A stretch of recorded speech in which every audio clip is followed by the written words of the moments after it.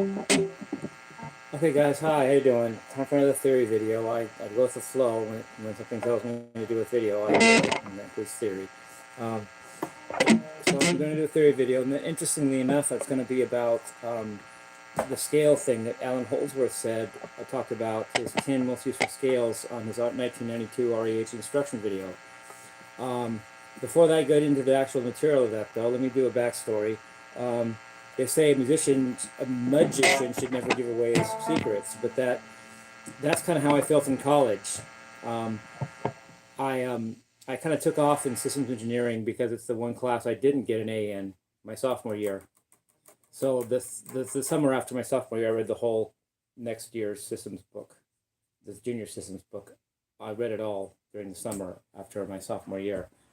So I was already beyond the other students in systems for my junior year at Harvey Mudd. In fact, it's all in my transcript on my Instagram account, which is the real shirtless guy. I took in my second semester of my junior year, the last semester I went to Harvey Mudd College. I took two classes in engineering. One of them, in systems engineering. One of the actually I took two classes that were unique in that one of the classes was E156, which was only supposed to be for seniors and fifth year students, and I took it as a junior. Only one other student in the class was a junior. We had to get special permission from the dean, and I got the highest score in the class and got one problem right on the final that no one else got in the class. And then I took another class called E205. It was only for fifth years, and I took that as a junior also. But the point is, I was very cutthroat with my knowledge. I was making new theories and ideas and shortcuts that weren't in the book, and even the graders didn't know. They would say, answer correct, method question mark. And one of my best friends, Leonardo Zuniga from Costa Rica, asked me once, can you do this problem, Jimmy? Do you know how to do this? And the fact is I could, but to tell him how to do it would have been to reveal my secret. And he was a good student, even had a higher GPA overall than I did. And he knew a lot of kids, and so I thought if I told him it would ruin the curve, and so I told him, no, I don't know, I can't do it. And it was a lie, because actually I could, I just didn't want to tell him so I wouldn't give away my secret. Well, when I didn't even finish Harvey Mudd, I realized that a lot of that was unnecessary. The idea that I've got to be controlling my knowledge, and I decided that whatever I do after that, I'm not going to be that way. So I just had a breakthrough in the knowledge of Allan Holdsworth's theories of scales that even he didn't get. I figured it out for him. A little mistake he made. He had the gist of it though, but I figured out the whole concept. And I thought, well, gee, I wanted to keep that to myself, but then I thought, no, I'm not going to do that. I'm going to share it with my audience, my YouTube. I'm just not going to be that guy, the guy that just, will lie to keep his secrets of knowledge that he has with fear of evening out the curve by telling everybody. So here I'm going to not be that guy. Here I go then. Or we go, whatever. Allan talked about 10 most useful scales, but really there was only four. Were only four that were important. First of all, let me explain that. The first four were the ones that are important. I'll get into those eventually. But then the next, he called them three, but there were actually four after that to make up the next four, which added up to eight. They were just jazz scales, meaning he just adds an eighth note to them. But that doesn't make it a scale. And how do you know which note to add? And how do you memorize that? And that's just filler to me. And that makes 8 scales. And then the last two were just symmetrical scales. One of them was the diminished scale, or which he calls a double diminished scale. And the other one was one of the Machan modes. It's composed of 9 notes, which are basically 3 augmented triads separated by either 3 augmented triads a half step apart, or 3 augmented triads a perfect fifth apart, or a perfect fourth, or whatever you want to say that. But that's not really important. Those aren't even important scales, and nobody really. How do you really the gist of his 10 most useful scales is that there are 4 most useful scales. That was the first 4 he mentioned, and the gist of that is there's 4 permutations of 7-note scales that are unique structurally, not just I'm playing the same notes now, but just starting on a different note, which is called modes. So if you take the modes out of the question, there's only 4 permutations of 7-note scales, and those are the first 4 he mentioned. So he neglected what I just said, but he also neglected one of the 4 he didn't have properly right. But I'm gonna go into what I discovered today before I even use it in my own playing. LOL. I'm going to tell you guys it, so you guys have a heads up as well as me. I haven't even used this in my own playing yet, for videos or anything. So the four are essentially the four. Traditionally, they would be called the major scale, which is a natural scale. So you can call it C major scale, but then if you start everything on D, it's D Dorian. So let's start with that. The first is a natural. Everything's going to start on D to Allan. That's his idea, but he didn't do it right. But he was right to start on D for his theory. So start on D, all natural scale. So zero sharps and flats, and that's Dorian. You even see this? Okay, I'm going to make that a corner, and I'm going to have 4 corners. So Dorian is 0 sharp, 0 flats. All natural, starting on a C major scale, starting on D is D Dorian. Fair enough. I mean, that's actually very easy. It's a minor 7th chord, a second note in a major scale, a second chord in a major scale. You know, if I'm in B major, that would be C sharp minor 7th or C sharp Dorian. Let's do it. Let's do it that way. So well, he does it in D, so let's do D. Okay, might as well. So C major scale would be D Dorian. That's a C major scale starting on D. So.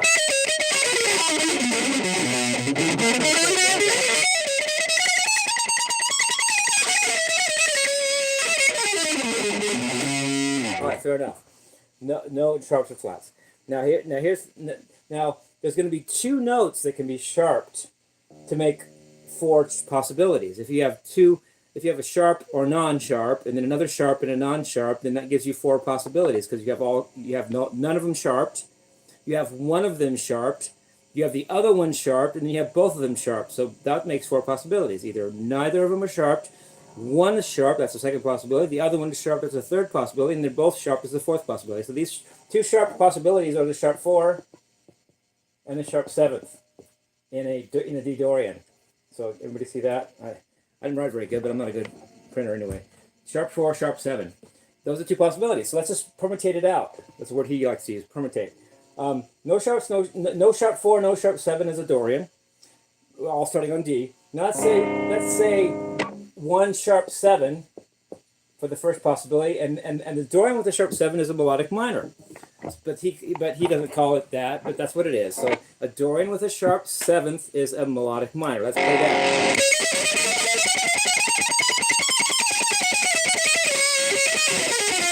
I goofed there. Try it again.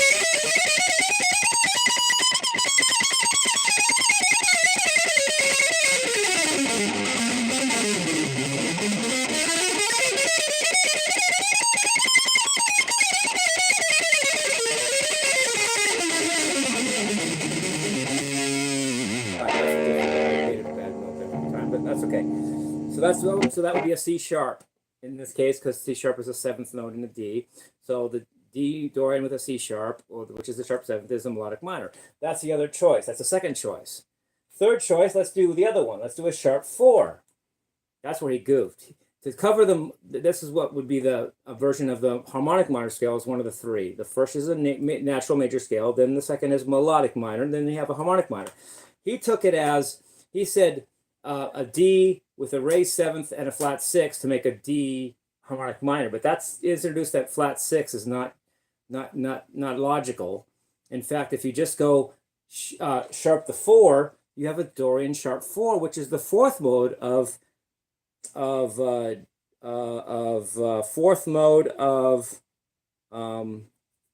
A harmonic minor. So you're still covering harmonic minor, only instead of making it D harmonic minor by sharpening the 7th and flatting the 6th, why not make it A harmonic minor, which makes D the 4th mode of A harmonic minor. So you have D, the 4th mode, and the 4th mode of a harmonic minor scale is a Dorian sharp 4, which is also called the evil scale. So now I'm going to have the sharp 4, and that's going to be 4th mode of harmonic minor, but harmonic minor is still covered in there, so that's how he should have done it.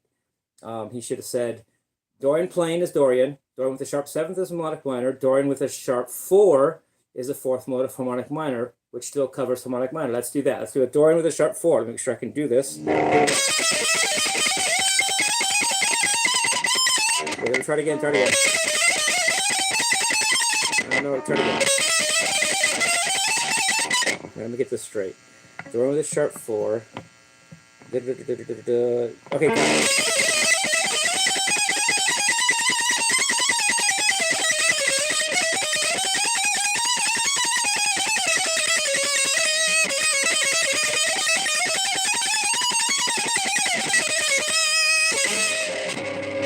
that would be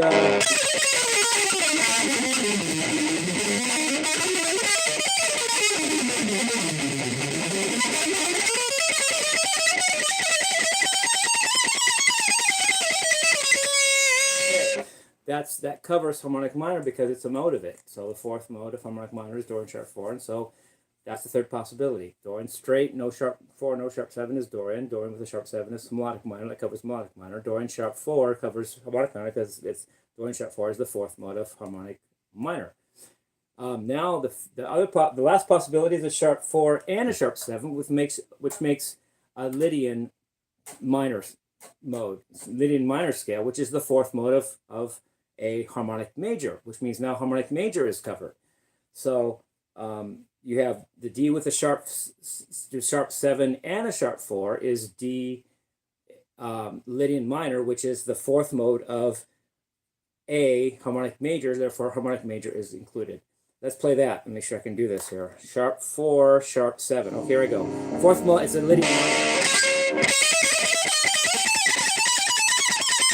Wait, gosh dang, let me get this right.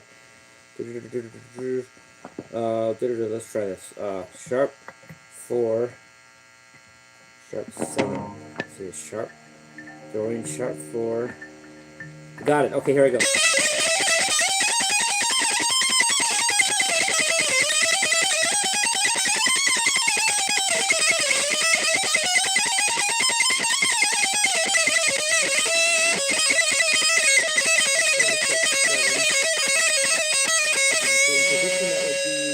Position that would be sharp 4, sharp 7. So I'm going to have D, let me think. The fourth mode of harmonic major, there would be A harmonic major. So let's say I'm going to play, let's just try this. I'll do it really slow and see if I can pull it off.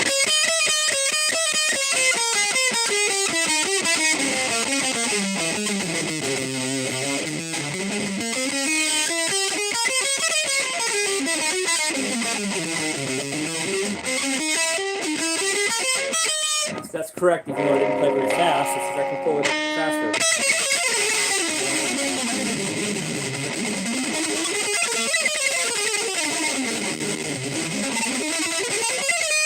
Now start modal, positionally, and linearly. Right, here we go.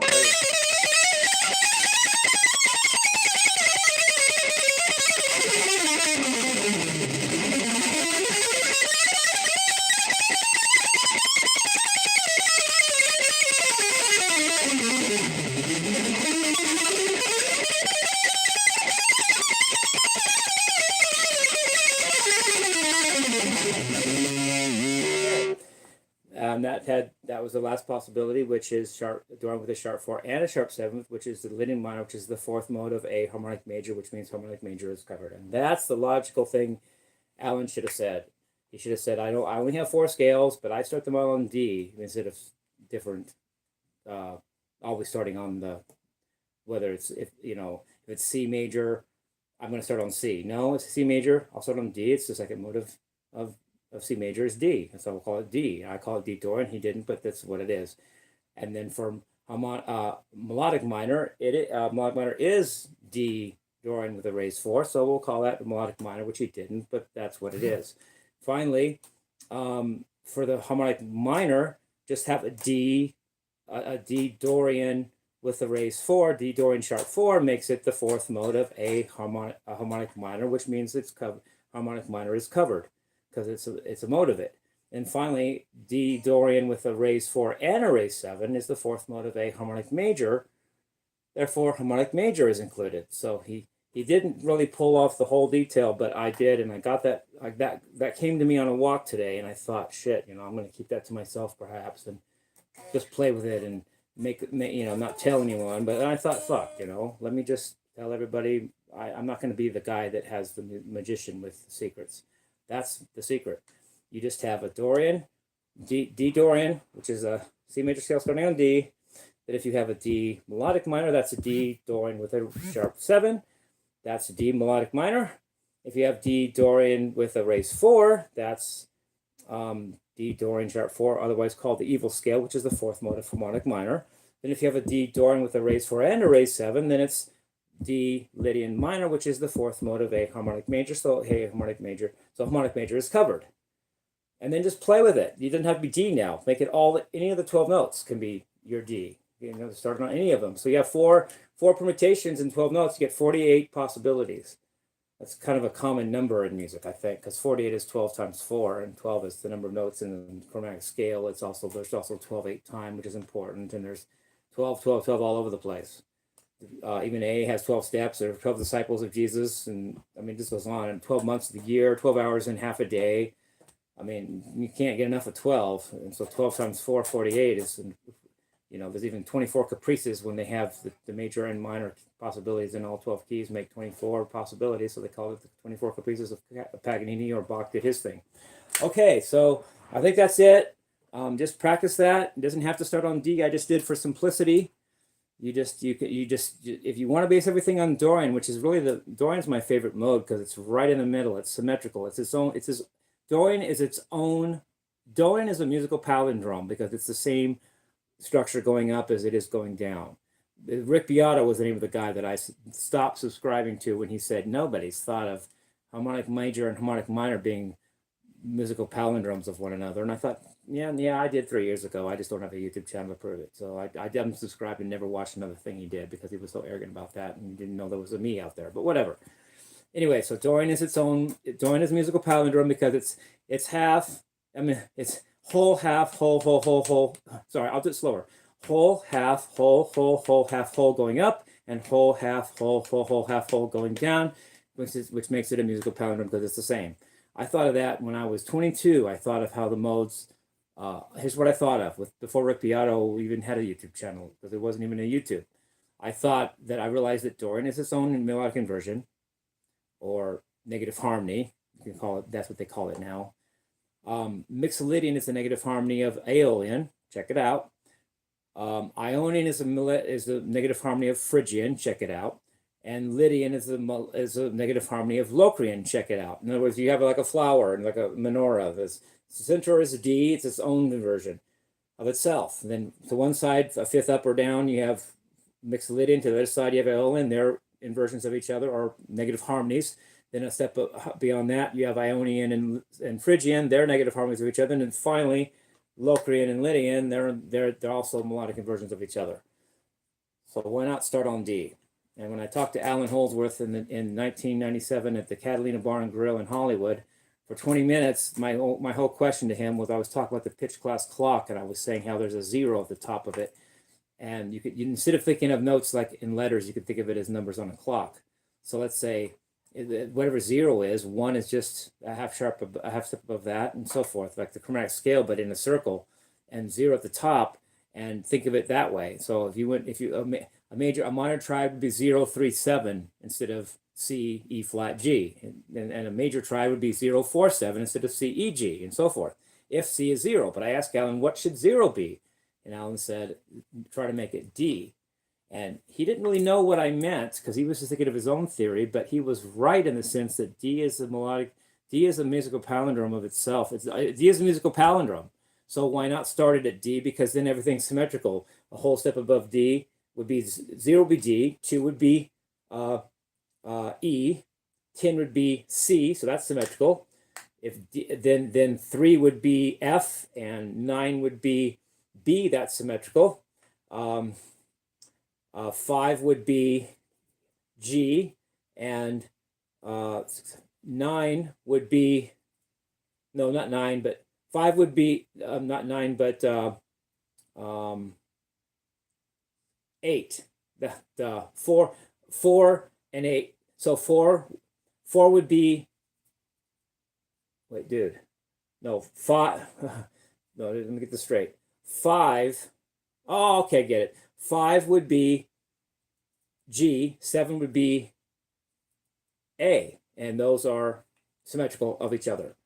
And then that's it. The tritonic would be its own, would cut it in half, 6 up and 6 down, and that would be G sharp or A flat.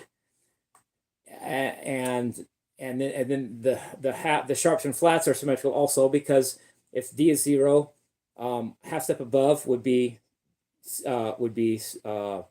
E flat, and then the half step down would be 11. That would be C sharp, and those are symmetrical. And then let's see, four steps up would be on D would be F sharp, and four steps down would be that would be 4, and then 8 would be B flat. And then those are both flats and sharps. And then major third method, and then the last one is the tritone. That would be G sharp or A flat. So having D start the what's called the pitch class clock is logical, and Allan told me that in 1997, and I thought about it for years after, and he was right. Even though I think he was thinking of his own theory, he was right about my theory too. So Allan gave me the right answer. So maybe in response to that, I'm clearing up his theory for him. He thought of that for me, and I just want, and instead of keeping this a secret, because secrets are usually simple, and this is a very simple way of looking at it. The way Allan presents it's not very easy. First of all, he doesn't name the scales like we're used to. He throws in the Aeolian mode. I mean, the harmonic minor as being a D with the raised 7 and flat 6, which is totally like, where did that come from? And totally messes up the whole pattern. And then he adds 6 more scales that aren't even relevant to music. So he kind of either he did that on purpose or he just didn't have it all worked out. But anyway, love you guys. Rock and roll. Take care. Talk to you later. Bye bye.